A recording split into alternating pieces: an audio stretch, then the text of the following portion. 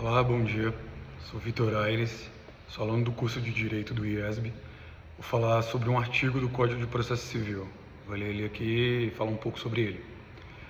Artigo 505. Nenhum juiz decidirá novamente as questões já decididas relativas à mesma lide, salvo se tratando-se de relação jurídica de trato continuado, sobreveio modificação no estado de fato ou de direito, caso em que poderá a parte pedir a revisão do que foi estatuído na sentença. Outra hipótese é nos demais casos prescritos em lei. O que esse instituto fala é sobre a coisa julgada material e a questão da revisão da coisa julgada.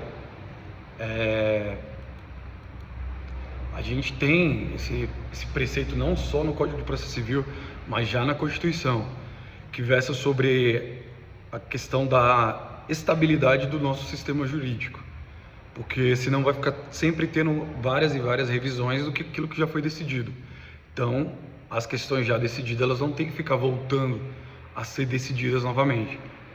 As hipóteses que podem já são previstas em lei. Contudo, a gente sabe que nem todo direito, apesar de ser um direito fundamental, o direito da coisa julgada, da estabilidade jurídica, não cabe no nosso ordenamento jurídico um direito absoluto. Diante de que não há direito absoluto, há situações em que a gente tem que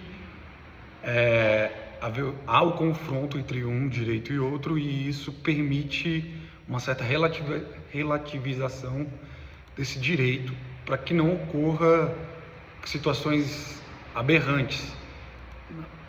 Um exemplo disso a gente pode ver já no STJ, disponibilizou alguns informativos, e um deles foi relativo a um caso que ocorreu sobre a controvérsia do caso. Era o seguinte: se diante do resultado negativo obtido em teste de DNA já realizado por determinação do próprio judiciário, deve ainda prevalecer a coisa julgada material formada em ação de investigação de paternidade anterior, na qual não realizado o exame, ainda que por culpa ou recusa do pretenso pai. Acontece que os tribunais superiores, eles já tinham um posicionamento firme, já o STF mesmo no tema 392, quando da primeira ação de DNA não foi, por algum tipo de impossibilidade, não foi realizada essa ação, ela poderia ser revisada depois, porque a coisa, eles consideravam que faria, na verdade, uma coisa julgada formal e não necessariamente material. Só que nessa situação ocorrida foi um pouco diferente, porque foi por parte da recusa do próprio pai, não foi simplesmente uma situação de impossibilidade. Ainda assim, a decisão foi de que sim, poderia haver a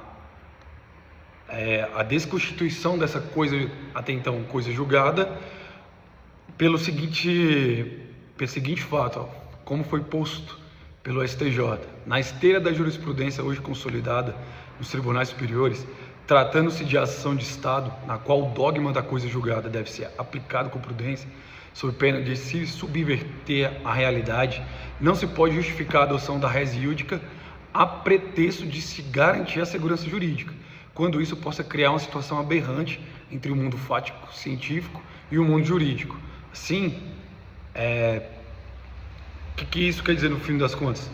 Que se você está criando uma situação aberrante ao que é hoje no ordenamento jurídico, não faz sentido você manter aquela situação. Nós sabemos que o direito, ele é algo mutável, ele tem que acompanhar a sociedade. Então, se algo que antes, embora esteja estabelecido para que se garanta a coisa julgada, quando a situação atual considera aquela anterior algo aberrante, ela deve ser revista. Não quer dizer que ela deve ser descontinuada em si, ela deve ser revista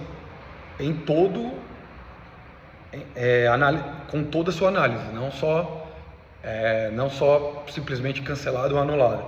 Ela deve ser totalmente revista, garantindo também o direito ao contraditório e à ampla defesa. E é isso.